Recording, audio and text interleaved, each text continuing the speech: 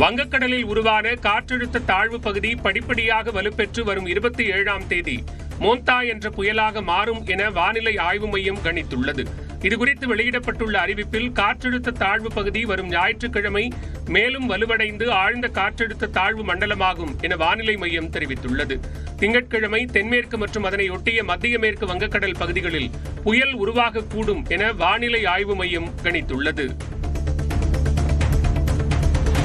சனிக்கிழமை அன்று தமிழ்நாட்டில் 3 மாவட்டங்களில் கனமழைக்கு வாய்ப்பிருப்பதாக சென்னை வானிலை ஆய்வு மையம் தெரிவித்துள்ளது. இது தொடர்பாக வெளியிடப்பட்டுள்ள அறிவிப்பில் செங்கல்பட்டு, விழுப்புரம், கடலூர் மாவட்டங்களில் கனமழை பெய்யும் என தெரிவிக்கப்பட்டுள்ளது.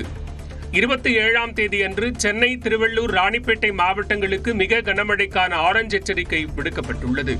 வேலூர், காஞ்சிபுரம், செங்கல்பட்டு மாவட்டங்களுக்கு கனமழை எச்சரிக்கை விடுக்கப்பட்டுள்ளது. மேட்டூர் அணையிலிருந்து திறக்கப்படும் நீரின் அளவு வினாடிக்கு 65,000 கன அடியாக அதிகரிக்கப்பட்டுள்ளது. மேட்டூர் அணை ஏற்கனவே முழு கொள்ளளவை எட்டிய நிலையில் கர்நாடக அணைகளிலிருந்து திறக்கப்படும் உபரி நீரின் அளவு அதிகரிக்கப்பட்டுள்ளது. மின் நிலையங்கள் வழியாக வினாடிக்கு 22,300 கன அடி நீரும், 16 கண் மதகு வழியாக வினாடிக்கு 42,700 கன அடி நீரும் திறந்துவிடப்பட்டுள்ளது. இதனால் கரையோர மக்கள் பாதுகாப்பாக இருக்குமாறு நீர்வளத்துறை எச்சரிக்கை விடுத்துள்ளது. காவிரி நீர்பிடிப்பு பகுதிகளில் பெய்யும் மழையால் கர்நாடக அணைகளிலிருந்து நீர் திறக்கவும் காவிரி ஆற்றில் பரிசல் இயக்கவும் தடை நீட்டிக்கப்பட்டுள்ளது.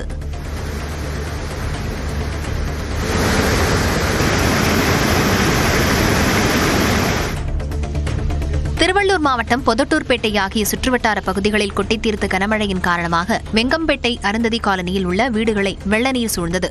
அந்த பகுதி மக்கள் அருகே உள்ள ஊராட்சி ஒன்றிய தொடக்கப்பள்ளியில் பாதுகாப்பாக தங்க வைக்கப்பட்டுள்ளனர்.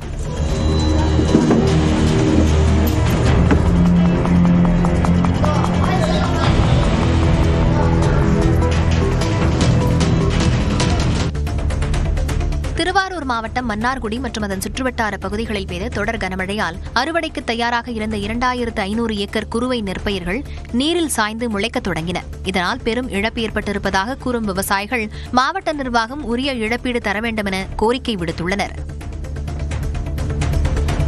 சென்னை அடையாறு முகத்வாரத்தில் நடைபெற்று வரும் தூர்வாரும் பணிகளை ஆய்வு செய்த முதலமைச்சர் மு.க.ஸ்டாலின் முகத்வாரத்தை அகலப்படுத்தும் பணிகளை விரைந்து முடிக்குமாறு அதிகாரிகளுக்கு அறிவுறுத்தினார். தமிழகத்தில் வடகிழக்கு பருவமழை தீவிரமடைந்துள்ள நிலையில் அடையாறு ஆறு, முகத்வார பகுதி மற்றும் கால்வாய்களை தூர்வாரும் பணிகள் மும்முரமாக நடைபெற்று வருகின்றன. அந்த வகையில் சென்னை ஸ்ரீனிவாசபுரம் அருகே அடையாறு ஆறு கடலில் கலக்கும் முகத்வாரத்தில் நடைபெற்று வரும் தூர்வாரும் பணிகளை முதலமைச்சர் மு.க.ஸ்டாலின் நேரில் ஆய்வு செய்தார். செங்கல்பட்டு மாவட்டம் மதுராந்தகம் அருகே பாலாற்றில் தடுப்பணைக்கு மேல் தண்ணீர் செல்வதால் பொதுமக்கள் குளிக்க தடை விதிக்கப்பட்டுள்ளது. தொடர்ந்து மழை பெய்து வரும் காரணத்தால் பாலாற்றில் இரு கரைகளையும் தொட்டுக்கொண்டு வெள்ளம் பெருக்கெடுத்து ஓடுகிறது. இந்நிலையில் இங்கு பொதுமக்கள் மீன் பிடிக்கவோ, குளிக்கவோ, செல்ஃபி எடுக்கவோ கூடாது என மாவட்ட நிர்வாகம் தடை விதித்துள்ளது.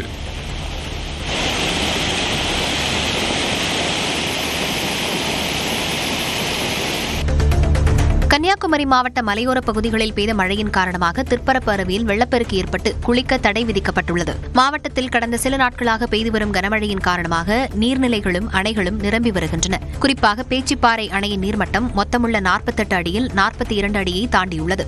மேலும் மலையோர பகுதிகளில் மழை பெய்து வருவதால் கோதை ஆற்றில் வெள்ளப்பெருக்கு ஏற்பட்டு திற்பரப்பு அருவியில் தண்ணீர் ஆர்ப்பரித்து கொட்டுகிறது.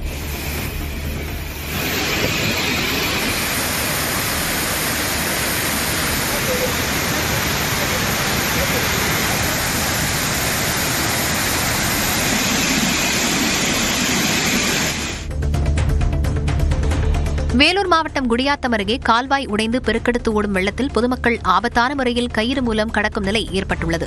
மோதிரமேடு பகுதியில் ஆற்றுக்கால்வாய் உடைந்து தண்ணீர் விளைநிலத்திலும் குடியிருப்புகளையும் சூழ்ந்துள்ளது. இதனால் கயிறு கட்டி அதனை பிடித்து மக்கள் செல்லும் நிலை ஏற்பட்டுள்ளது. ஒவ்வொரு ஆண்டும் இதே நிலை தொடர்வதாக அந்த பகுதி மக்கள் கூறுகின்றனர்.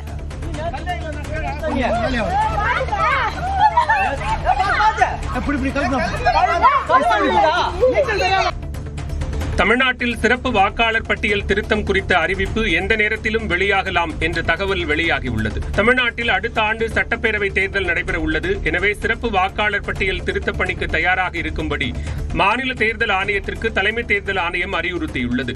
இதுகுறித்த அறிவிப்பு வந்தவுடன் அரசியல் கட்சி பிரதிநிதிகளை அழைத்து அவர்களது கருத்துக்களை கேட்டறிய உள்ளதாக கூறப்படுகிறது. தமிழ்நாட்டில் வாக்காளர் பட்டியல் சிறப்பு தீவிர திருத்தம் அடுத்த வாரம் முதல் தொடங்க உள்ளதாக தேர்தல் ஆணையம் தெரிவித்துள்ளது. சென்னை தியாகராய நகரில் வாக்காளர் பட்டியலில் குளறுபடிகள் நடந்திருப்பதாக அதிமுக எம்எல்ஏ சத்யநாராயணன் வழக்கு தொடர்ந்தார். தலைமை நீதிபதி எம் ஸ்ரீவஸ்தவா மற்றும் நீதிபதி ஜி அருள்முருகன் அமர்வில் இந்த மனு விசாரணைக்கு வந்தது. அப்போது தமிழ்நாடு உட்பட சட்டமன்ற தேர்தலை எதிர்கொள்ள உள்ள மாநிலங்களில் அடுத்த வாரம் முதல் வாக்காளர் பட்டியல் சிறப்பு தீவிர திருத்தம் மேற்கொள்ளவிருப்பதாக தேர்தல் ஆணையம் தரப்பில் கூறப்பட்டது. ஆளுங்கட்சியாக இருக்கும் தாங்கள் எதிர்க்கட்சியாக மாறிவிடுவோம் என்ற அச்சத்தில் சிறப்பு வாக்காளர் தீவிர திருத்தத்தை திமுகவினர் எதிர்ப்பதாக பாஜக மாநில தலைவர் நயினார் நாகேந்திரன் விமர்சித்துள்ளார். மதுரை விமான நிலையத்தில் செய்தியாளர்களை சந்தித்த நயினார் நாகேந்திரன் செம்பரம்பாக்கம் ஏரி திறப்பு விவகாரத்தில் திமுக கூட்டணிக்குள்ளேயே சமூக நீதி இல்லை என்பது வெளிச்சத்திற்கு வந்திருப்பதாக தெரிவித்தார். காங்கிரஸ் கட்சியினுடைய மாநில தலைவர் மரியாதைக்குரிய செல்வ பெருந்தகை இன்னைக்கு ஒரு அறிக்கை விட்டிருக்கார். நீங்க பத்திரிகையெல்லாம் பார்த்துருப்பீங்க.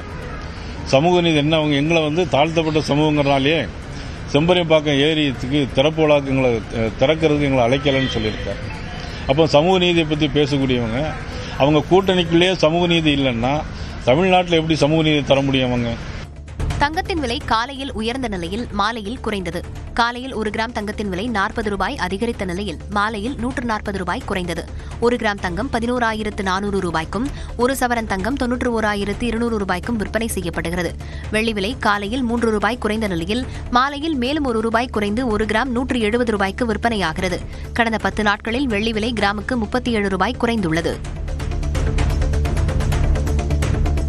பீகாரை காட்டாட்சியின் பிடியிலிருந்து நல்லாட்சிக்கு மாற்றியது போல தற்போது வளமான ஆட்சிக்கு மாற்ற வேண்டிய நேரம் வந்துவிட்டது என பிரதமர் நரேந்திர மோடி பேசினார். பெகுசாராய் பகுதியில் நடைபெற்ற நிகழ்ச்சியில் பேசிய அவர் இதனை தெரிவித்தார். अपने एक वोट की ताकत समझनी है. आपके एक वोट से ही बिहार की समृद्धि तय होगी. विकसित भारत बनाने का संकल्प मजबूत होगा. பீகார் மாநிலத்தின் தேர்தல் பரப்புரையை தொடங்கிய பிரதமர் சமஸ்திபூர் பகுதியில் நடைபெற்ற நிகழ்ச்சியில் பேசினார். அப்போது நிதிஷ்குமார் தலைமையில் தேசிய ஜனநாயக கூட்டணி தனது முந்தைய சாதனையை முறியடிக்கும் அளவுக்கு மீண்டும் வெற்றியை பதிவு செய்யும் என்றார். पूरे बिहार को संदेश है, फिर एक बार एनडीए सरकार, फिर एक बार फिर एक बार फिर एक बार फिर एक बार सुशासन की सरकार. பீகாரில் ஆட்சியில் இருந்தபோது லாலு பிரசாத் யாதவ் அந்த மாநிலத்திற்காக எதையுமே செய்யவில்லை என்றும் தற்போது முதலமைச்சர் நிதிஷ்குமார் குற்றம் சாட்டியுள்ளார். சமஸ்திபூரில் நடந்த நிகழ்ச்சியில் பேசிய அவர் லாலு பிரசாத் பதவியிலிருந்து நீக்கப்பட்ட போது மனைவியை முதலமைச்சர் ஆக்கினார் என்றும் தொடர்ந்து குடும்பத்திற்காக மட்டுமே அவர் உழைத்தார் என்றும் குற்றம் சாட்டினார். एनडीए जदयू बीजेपी की सरकार बनी थी, तब से बिहार के विकास में सब लोग लगे हुए हम लोग और राज्य में कानून का राज है. நிதிஷ்குமாரை பாஜக மீண்டும் கடத்தியுள்ளதாக பீகார் மாநில மகாகத்பந்தன் கூட்டணியின் முதலமைச்சர் வேட்பாளர் தேஜஸ்வி யாதவ் கூறினார். அந்த மாநிலத்தின் சிம்ரி பக்தியார்பூர் பகுதியில் நடந்த பரப்புரை கூட்டத்தில் பேசிய தேஜஸ்வி பாஜகவின் பிடியில் நிதிஷ்குமார் இருப்பது தெளிவாக தெரிவதாக கூறினார். चाचा जी का स्वभाव आप लोग जानते हैं, होने से लेकिन हमको दुख है इस बात का कि भाजपा के लोग उनके साथ अन्याय करने का काम कर रहे हैं. हम लोगों का प्रेस कॉन्फ्रेंस हुआ साझा. யானை தந்தம் வைத்திருக்க நடிகர் மோகன்லாலுக்கு கேரள அரசு அளித்த உரிமத்தை உயர்நீதிமன்றம் ரத்து செய்துள்ளது. இது தொடர்பான வழக்கை விசாரித்த கேரள உயர்நீதிமன்றம் 2015ஆம் ஆண்டு கேரள அரசு பிறப்பித்த ஆணை அரசிதழில் வெளியாகவில்லை என தெரிவித்தது. அதனால் அந்த உரிமத்தை ரத்து செய்வதாக கூறிய நீதிமன்றம் இது தொடர்பாக புதிய ஆணையை பிறப்பிக்க அரசுக்கு உத்தரவிட்டது. சபரிமலை ஐயப்பன் கோயில் தங்கத் திருட்டு விவகாரத்தில் கைதான உன்னிகிருஷ்ணன் போட்டி 476 கிராம் தங்கத்தை கர்நாடகாவில் விற்றதை எஸ்ஐடி போலீசார் கண்டுபிடித்திருப்பதாக தகவல் வெளியாகியுள்ளது. சுமார் 4.5 கிலோ தங்கம் மாயமானது குறித்து எஸ்ஐடி நடத்திய விசாரணையில் கடந்த 2019ஆம் ஆண்டு பெலாரியைச் சேர்ந்த தொழிலதிபர் கோவர்தனிடம் 476 கிராம் தங்கத்தை விற்று பணம் பெற்றதாக கூறப்படுகிறது. இதற்கான ஆவணங்களை கைப்பற்றிய எஸ்ஐடி மீதமுள்ள தங்கம் வேறு யாருக்கெல்லாம் விற்கப்பட்டது என்பது குறித்து விசாரித்து வருகிறது.